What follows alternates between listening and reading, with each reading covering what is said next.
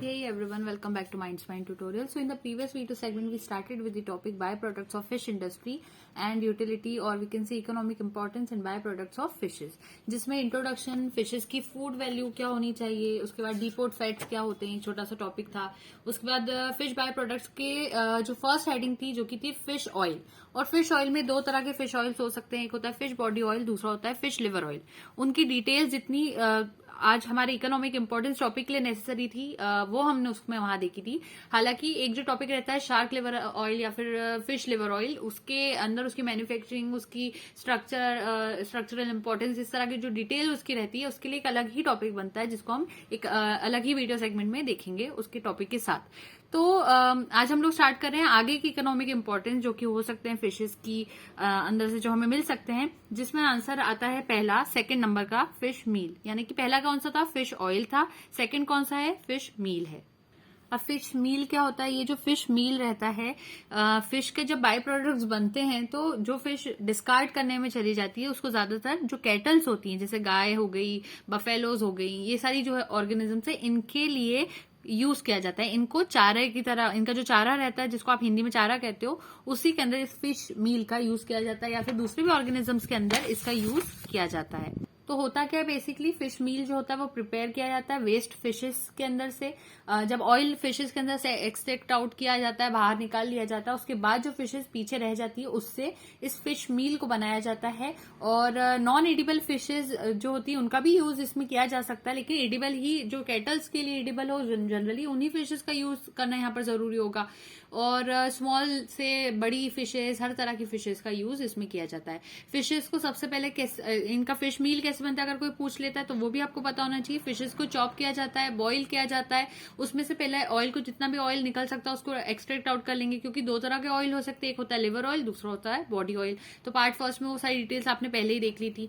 इसके बाद क्या होता है, अब इन फिशेस को जब चॉप कर लिया, बॉईल कर लिया, इसमें से ऑयल निकाल लिया, उसके बाद इनको कवर किया जाता है कैनवास के थ्रू, और उसके बाद उनको कहीं ना कहीं थोड़ा प्रेस कर दिया जाता है. समझ रहे हैं आप, प्रेस करना यानी कि दबा कर रख दिया जाता है.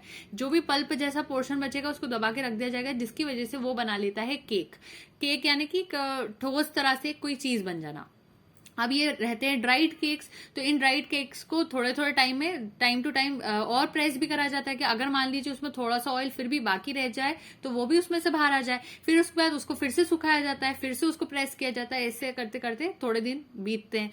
ये वाली बात होगी. लेकिन जब ये सारी चीजें होती है तो उनको स्टेरलाइज भी करना जरूरी होता है. और पैकिंग करना है, अगर मान लीजिए अभी ये फूड को पैक तो करना है, तो उस पैकिंग के टाइम पर भी उसको फिर से स्टेरलाइज करना जरूरी होता है, क्योंकि फिश के अंदर बैक्टीरिया का इन्फेक्शन होना बहुत ज्यादा कहना चाहिए डेंजरस हो सकता है. और वो हो भी जाता है, बहुत प्रोन रहती है फिशेस कि उनके अंदर बैक्टीरियल इन्फेक्शन हो जाए.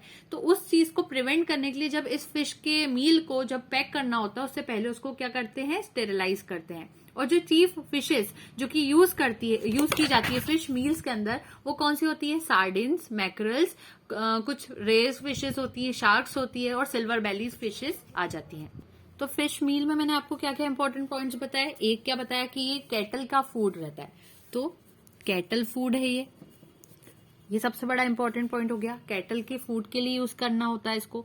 दूसरा, इसके अंदर से ऑयल को जब एक्सट्रैक्ट कर लिया जाता है, बाहर निकाल लिया जाता है, उसके बाद इसको यूज करते हैं. तो सबसे पहले फिश को क्या करते हैं, चॉप करते हैं, बॉईल करते हैं, ऑयल एक्सट्रैक्ट करते हैं, ऑयल एक्सट्रैक्ट करके उसको प्रेस करते हैं. प्रेस करेंगे तो केक बनेगा. फिर प्रेस करते हैं, ऑयल और आ जाता है बाहर. फिर प्रेस करते हैं, पूरी तरह से ड्राइड केक बनाते हैं. फिर स्टेरलाइज करते हैं. फिर उसके बाद फाइनली पैक कर देते हैं. ठीक है, ये बातें क्लियर हो रही है आपको यहाँ पर. इस तरह से ये चीजें की जाती है. जिन फिशेस का ज्यादातर यूज किया जाता है उनके नेम्स क्या मैंने बताया. जो फिशेस का यूज कर रहे हैं वो कौन है, सार्डिन्स, मैकरल्स, उसके बाद कुछ रेस हो जाएंगी, शार्क्स, सिल्वर बेलीज. फाइन, टॉपिक यहाँ खत्म नहीं हुआ. फिश मील का कंपोजिशन कोई पूछ लेता है कि चलें बताए केमिकल कंपोजिशन ऑफ फिश मील क्या होता है, तो मैं यहाँ आपको केमिकल कंपोजिशन बता देती हूँ. Chemical composition of fish meal.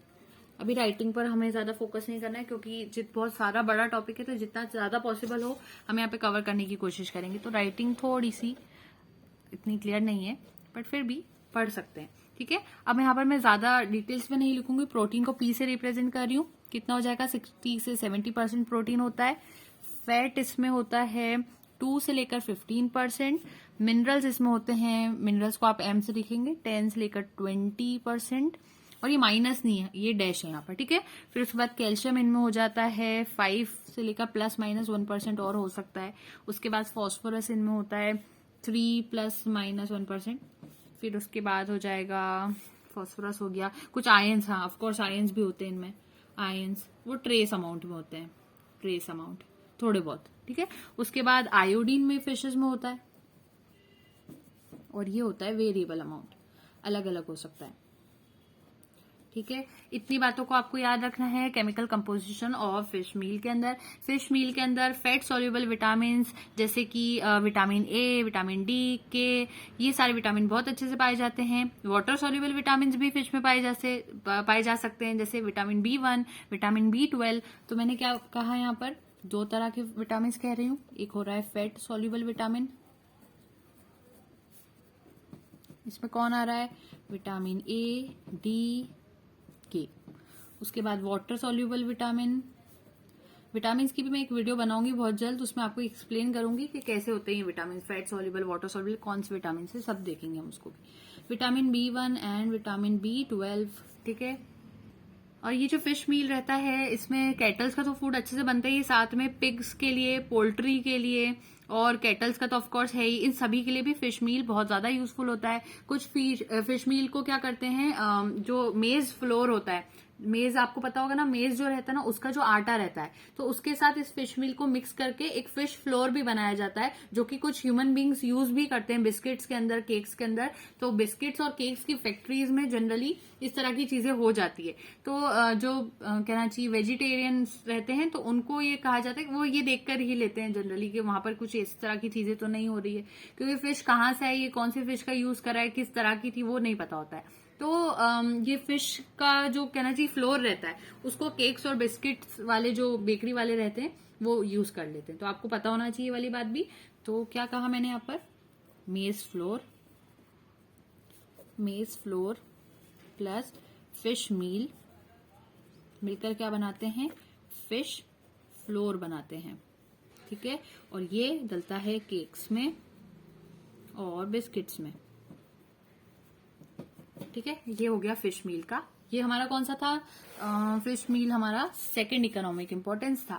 Third economic importance है fish manure. So fish manure में उन फिशेस का यूज किया जाता है जो कि ह्यूमन कंजम्पशन के लिए अनफिट हो। अगर ह्यूमंस उनको खा रहे हैं, उनको उसके बाद प्रॉब्लम्स हो रही है, तो वो वाली फिश को वो खा नहीं सकते। तो ऐसी बहुत सारी फिशेस है, सरप्लस अमाउंट में ऐसी फिशेस पाई जाती है, तो उन फिशेस का क्या किया जाता है, उनका फिश मैन्योर बनाया जाता है। क्योंकि उनका बेड प्रिजर्वेशन, कभी कभी ऐसा भी होता है कि जिन फिशेस को ह्यूमन खा सकते लेकिन उनका प्रिजर्वेशन अच्छा नहीं हुआ, तो बेड प्रिजर्वेशन हो गया उसका। तो इसी वजह से ऐसी फिशेस को फर्टिलाइजर्स की तरह यूज किया जाता है। और वो भी फर्टिलाइजर्स किन प्लांट्स के लिए, कॉफी के जो प्लांट्स रहते हैं, टी प्लांट्स जो रहते हैं, टबैको, रबर प्लांटेशन, इन सभी के अंदर जो फर्टिलाइजर्स और मैन्योर का यूज किया जाता है, फर्टिलाइजर्स तो नहीं कहना चाहिए, मैन्योर ज्यादा सही वर्ड रहेगा। मैन्योर्स का जब यूज करना होता है तो फिशेस का यूज किया जाता है, क्योंकि फिशेस का ये जो मैन्योर रहता है, इसमें नाइट्रोजन और फॉस्फेट्स की वैल्यू जो होती है वो बहुत ज्यादा होती है। तो जब पीक रीजन कह रही हूँ मैं, जब एकदम प्रॉपर टाइम आता है कि जब फसल बहुत अच्छी उगने वाली रहती है, पीक सीजन जब आता है, तो उस टाइम पे लार्ज सप्लाई ऑफ फिशेस होने लगता है, तो उनके अंदर स्पॉइल्ड कंडीशंस भी होने लगती है। मैं ये वाली दोनों कंडीशंस की बात करूँ, एक प्लांट का भी टाइम है सही वाला चल रहा है, जब उसको ग्रो करने का टाइम चल रहा है, और दूसरा मैं कौन सा टाइम कह रही हूँ कि जब फिशेस का सीजन आता है, यानी कि रेनी सीजन ज्यादातर, उसमें ब्रीडिंग बहुत होती है फिशेस में, तो फिशेस की वैल्यू बहुत ज्यादा बढ़ जाती है। ब्रीडिंग सीजन के जस्ट बाद बहुत सारी फिशेस बनती है, तो वो जो जितनी भी ज्यादा फिशेस रहती है, उनकी स्पॉइल्ड कंडीशंस होने के रीजंस वहां पर बढ़ जाते हैं, उनको प्रॉपर वे में प्रिजर्व नहीं किया जाता, वो खराब होने लगती है, ग्राउंड पर रह जाती है कभी कभी, तो वो वहां पर मैन्योर के अंदर कन्वर्ट कर दी जाती है। तो फिश मैन्योर को प्रिपेयर करने का प्रोसेस भी आपको पता होना चाहिए। सबसे पहले फिश को ड्राई करते हैं, और जो पेट्रिट फिशेज रहती हैं वो 3 तरह की होती है। एक तो फिश मैन्योर बनता है उसमें, एक रहता है प्रॉन मैन्योर, और रहता है एक फिश गुआनो। तो मैं सभी एक्सप्लेन करूंगी आपको एक एक करके। पहले तो मैं यहाँ पे इंपॉर्टेंट पॉइंट्स लिख देती हूँ। क्या इंपॉर्टेंट पॉइंट्स हैं? फिश मैन्योर कौन से फिशेस का बनता है? जो कि अनफिट रहती है, अनफिट फॉर ह्यूमन कंजम्पशन। ये तो क्लियर हो गया, ह्यूमन कंजम्पशन के लिए अनफिट है। उसके बाद किन प्लांट्स में यूज करते हैं उनके नेम्स पता है आपको? Coffee, T, rubber, tobacco. Fine, इतना क्लियर हो गया। उसके बाद लार्ज सप्लाई ऑफ फिशेस हो रहा है, स्पॉइल्ड भी बहुत सारी हो रही, खराब हो जाती है फिशेस, तो उनका मैन्योर बनाया जाता है। किस तरह से बनाया जाता है? तो ड्राइड और पट्रेड फिशेस से बनाया जाता है। तो dried and putrid fishes are used. 2 तरह की फिशेस यूज की जाती है। उसके बाद मैंने क्या कहा कि 3 तरह से मैन्योर बन सकते हैं फिश से रिलेटेड। एक होता है फिश मैन्योर, एक होता है प्रॉन मैन्योर, प्रॉन डब्ल्यू है ना यहाँ पर, प्रॉन मैन्योर। उसके बाद एक होता है फिश गुआनो, गुआनो।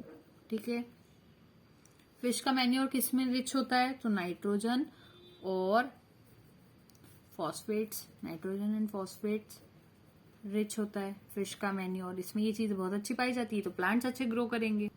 फिश मैन्योर बनता कैसे है? तो ड्राइड फिश जो रहती है, ड्राइड फिश प्लस जो ऐश रहता है, ऐश जिसको हिंदी में राख कहते हैं ना, तो ये 2 चीजें जो रहती है ना, उनको मिक्स अप करते हैं तो क्या बोलना चाहिए कि जो फिश का मैन्योर होता है वो बन जाता है। तो मैं इसके इक्वल टू में लिख देती हूँ यहाँ पर फिश मैन्योर, ये बन गया यहाँ पर। उसके बाद जो रिजल्टिंग ये जो मिक्सचर बनता है, इसमें 5 to 7% नाइट्रोजन रहती है, 5 से 7% नाइट्रोजन होती है। N2 लिख देती हूँ नाइट्रोजन को, और फॉस्फेट रहता है। ठीक है, फॉस्फेट को मैंने ऐसे रिप्रेजेंट करा है, और ये आइडियल रहता है मैन्योरिंग प्लांट्स के लिए। अब प्रॉन मैन्योर की अगर मैं बात करूँ, ये तो फिश की बात हो गई। प्रॉन मैन्योर की बात करूँ तो ये भी इसी तरह से प्रिपेयर किया जाता है। जो प्रॉन्स जो बच गए हैं, या फिर प्रॉन्स के जो लेफ्ट आउट है, जैसे कि हेड, टेल, बॉडी, एक्सोस्केलेटन, ये सारी चीजें जनरली प्रॉन की यूज नहीं की जाती। उसका हेड, उसकी टेल और उसके बॉडी के एक्सोस्केलेटन, तो प्रॉन्स की ये चीजें यूज नहीं की जाती, तो इनको यूज किया जाता है और इसके साथ ऐश को मिला दिया जाता है। तो क्या यूज कर रहे हैं यहाँ पर? Prawn left out.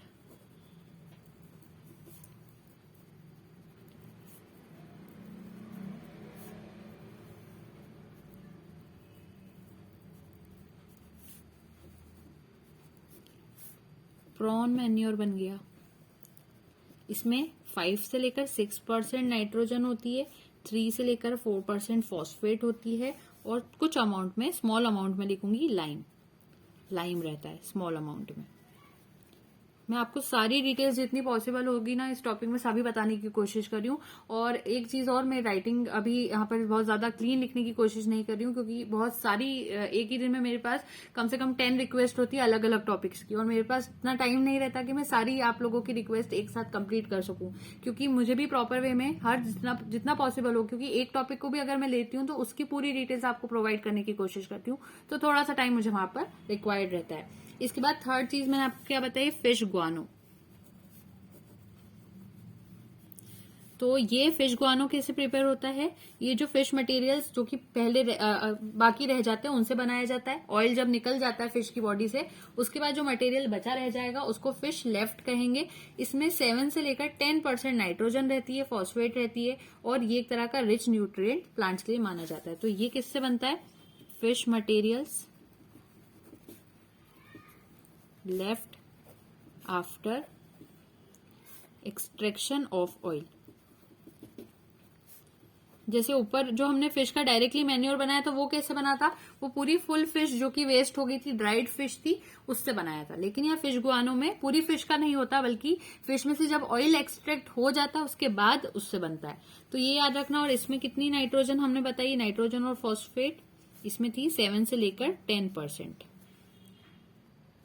इसके बाद फिश हाइड्रोलाइज्ड प्रोटीन जो है वो हमारे पास 4th इकोनॉमिक इंपॉर्टेंस में आ जाता है। इसमें क्या होता है, जो फ्लैश रहता है सर्टेन फिशेस का वो ह्यूमन के लिए सही नहीं रहता कंजम्पशन के लिए। तो इन फिशेस को इजीली डाइजेस्टेबल फिश प्रोटीन के अंदर बनाने की कुछ प्रोसेस रहती है, क्योंकि फिश को डायरेक्टली कुछ ऐसे ह्यूमन बींग्स है जो डायरेक्टली फिश को नहीं खा सकते और उसको डाइजेस्ट नहीं कर सकते, तो उस फिश को किस में कन्वर्ट करना होता है, डाइजेस्टेबल फिश प्रोटीन में कन्वर्ट करना होता है। तो मैं उसकी प्रोसेस आपको बता देती हूँ। सबसे पहले तो एक नॉर्मल फिश है, अनफिट तो नहीं कहना चाहिए, अनडाइजेस्टेबल फिश, उसको किस में कन्वर्ट कर रहे हैं, फिश प्रोटीन के अंदर, डाइजेस्टेबल फिश प्रोटीन के अंदर। अब इसकी प्रोसेस हम देख लेते हैं। यहाँ पर सबसे पहले क्या करना है, फिश फ्लैश जो है रहेगा उसको मिन्स करना होगा। तो फिश का ये फ्लैश मान लीजिए, उसको मिन्स किया जाता है, वॉश करते हैं, बॉईल करते हैं।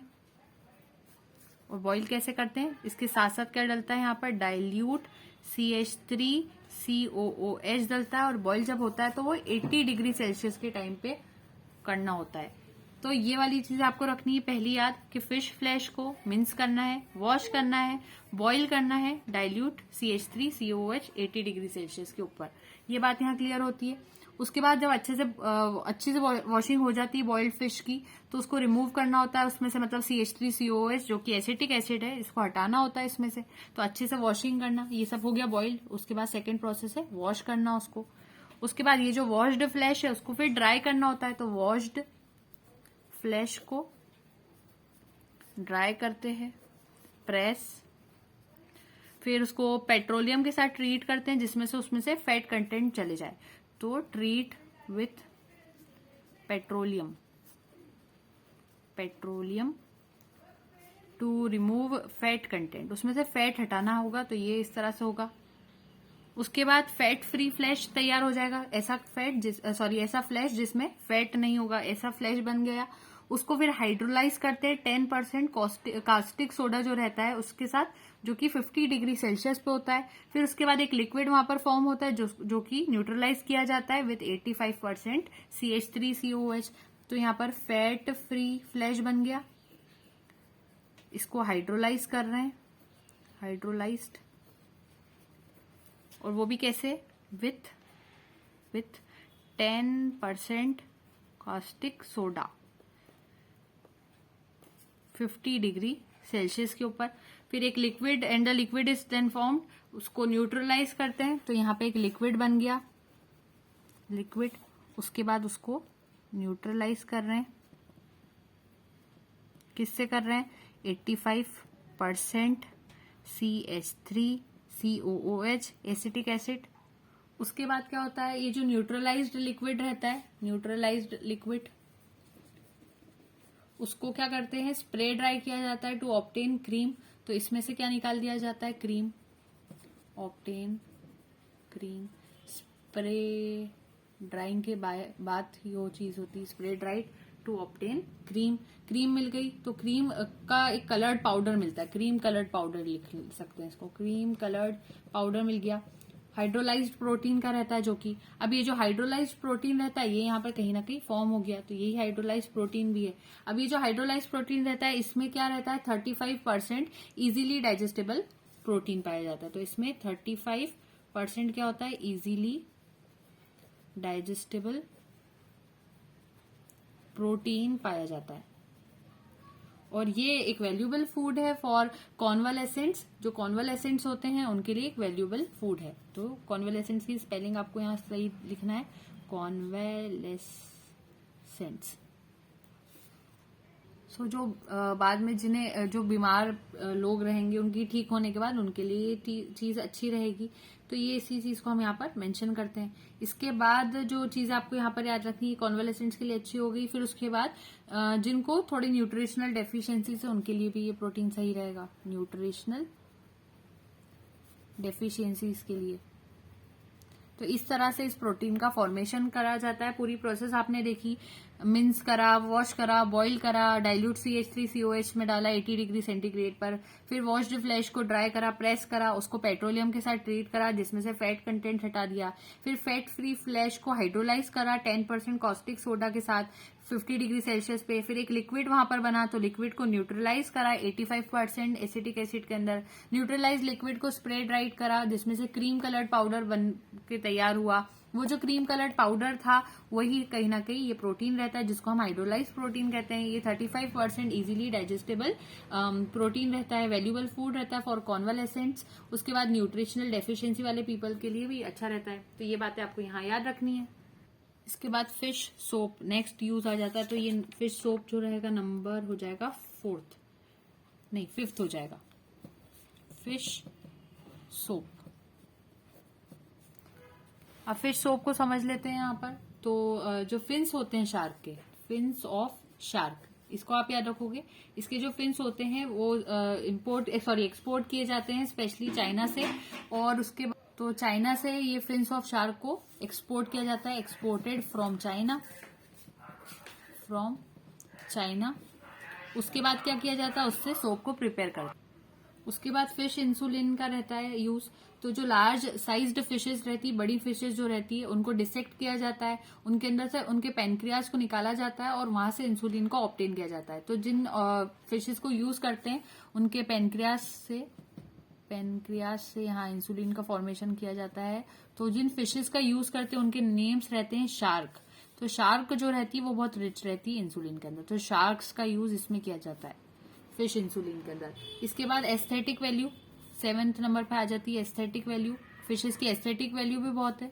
इसको अगर हम यहाँ समझें तो हॉबी की तरह भी यूज किया जाता है फिशेस को, जिसमें ब्यूटीफुली कलर्ड फिशेस जो रहती है उनको एक्वेरियम में कल्चर किया जाता है, हाउस के डेकोरेशन में यूज करते हैं। तो जो फिशेस एस्थेटिक वैल्यू में आती है वो कौन सी रहती है, एक होती है गोल्ड फिश।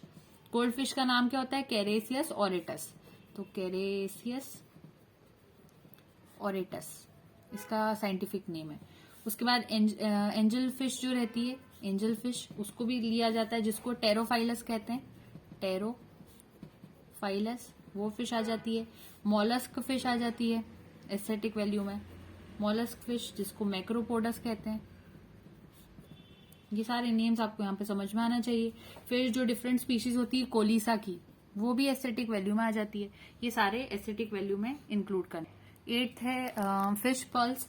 तो जो मटेरियल जो ऑब्टेन होते हैं by scraping the silvery coating of the scales of certain cyprinid fishes. जो साइप्रिनेट फिशेज होती हैं, साइप्रिनेट फिशेज, इनके जो सिल्वर स्केल्स रहते हैं, तो आप इसको लिख सकते हो, इसके सिल्वर स्केल्स जो रहते हैं उसके अंदर से ये मटेरियल एक ऑब्टेन किया जाता है। और साइप्रिनेट फिशेज भी कौन सी, ये भी आपको पूछ सकता है कोई, तो आप लिख लेंगे यहाँ पर एल्बर्नस आ जाएगी एक तो यहाँ पर एल्बर्नस, और दूसरी गोल्ड फिश। तो इनके जो सिल्वर स्केल्स रहते हैं कहीं ना कहीं उसको जब स्क्रैप किया जाता है, खुरचने की कोशिश की जाती है, तो एक मटेरियल बाहर आता है, उसको यूज किया जाता है। जैसे कि ग्लास बीड्स जो होते हैं, ग्लास के जो बीड्स रहते हैं, जब हम उसको पॉलिश करेंगे तो वो जो बीड्स रहते हैं उनको बाद में वैक्स के साथ भरा जाता है, उसको बेचा जाता है मार्केट्स के अंदर। फिर आर्टिफिशियल फिश पर्ल्स इस तरह से बनाए जाते हैं और ज्वेलरी फॉर्म हो जाती है। तो इनकी जो सिल्वरी स्केल्स है, इससे जो ग्लास के बीड्स है उनको स्क्रैप किया जाता है। तो ग्लास बीड्स को स्क्रैप कर रहे हैं यहाँ पर, स्क्रैप सिल्वर स्केल्स के थ्रू, उससे बन जाते हैं आर्टिफिशियल फिश पर्ल, जो कि ज्वेलरी जो रहती है उसके अंदर यूज किया जाता है। स्पोर्ट्स और गेम्स में भी यूज करते हैं फिशेस का। जो आउटडोर गेम्स रहते हैं, जो कि जिसमें फिश को पकड़ना, उनकी कैप्चरिंग, इस तरह के गेम्स में भी यूज हो जाता है। तो स्पोर्ट्स एंड गेम्स में भी आप इसको इंक्लूड कर सकते हो। इसके बाद एक होते हैं फिश बिस्किट्स। फिश से बिस्किट्स भी तैयार किए जाते हैं, फिश बिस्किट्स। तो जो चिली, तो जो चिली जो प्लेस है वहां के जो लोग रहते हैं, और मोरक्को, इन दो जगहों के जो लोग रहते हैं वो राइस फ्लोर को यूज करते हैं, जिसको मैं अभी पहले आपको डिस्क्राइब कर चुकी हूँ। तो उसके अंदर क्या करते हैं, ये जो फिश का फ्लोर रहता है उसको मिक्स करते हैं और उससे फिश के बिस्किट्स बना लेते हैं। केक्स में भी यूज करते हैं ये चीज। तो अभी हमने इसके बारे में डिटेल समझी थी। तो ये बातें आप फिश बिस्किट्स तक याद रखेंगे। इसके अलावा और भी फिशेस के यूजेस होते हैं, जैसे कि फिश का जो कार्टिलेज रहता है, फिश का जो कार्टिलेज रहता है उसको क्योर फॉर कैंसर यूज किया जाता है, यानी कि कैंसर को ठीक करने में भी यूज किया जाता है। इसके अलावा कुछ एम्प्लॉयमेंट जनरेशन में भी फिशेस का यूज होता है। हार्मफुल फिशेस भी हो सकती है, उनकी भी यहाँ इकोनॉमिक इंपॉर्टेंस में आई जाती है बातें वैसे। उसके अलावा फिश का ग्लू बनता है, आइसिंग ग्लास बनते हैं, फिश से लेदर बनता है। उसके अलावा फिश जो रहती है उसके पब्लिक हेल्थ के क्या रिलेशन रह सकता है, वो भी चीजें हम इसी टॉपिक में देखते हैं। तो वो जो ये जो नेम्स मैंने अभी यहाँ लिए वो थोड़े ज्यादा डिटेल वाले हैं, तो उसको मैं नेक्स्ट वीडियो सेगमेंट में लूंगी, जिसको वहाँ सारी डिटेल के साथ वहाँ पे एक्सप्लेन करेंगे हम लोग। फिश ग्लू या फिर जो कहना चाहिए आइसिंग रहता है, तो इन सारी चीजों को हम लोग नेक्स्ट वीडियो सेगमेंट में देखेंगे। तो थर्ड वीडियो सेगमेंट इसके बाद जो रहेगा वो लास्ट रहेगा इस इकोनॉमिक इंपॉर्टेंस ऑफ फिशेस के लिए। So thank you so much, don't forget to like, share and subscribe. Happy learning.